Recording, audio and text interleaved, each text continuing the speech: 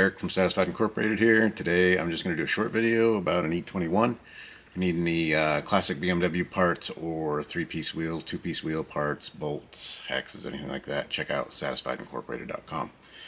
So today I'm going to show you what never to do in your E21. If you have an E21, never do this. Never do this.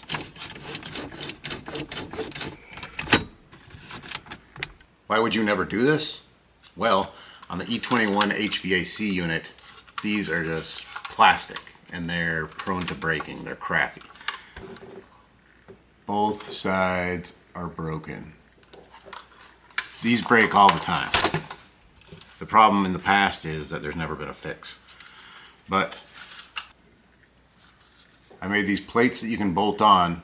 They only take a couple seconds. The hardest part is getting the HVAC unit out. But you just bolt these on, no serious modifications, and then these are made out of aluminum plate, so these are super robust and they're going to be the end of all your problems. And then you can turn those knobs like I do. Just turn them, don't care, it'll never break again. So go ahead and grab these plates off my website, satisfiedincorporated.com, and never worry about these parts breaking again. Thanks for watching.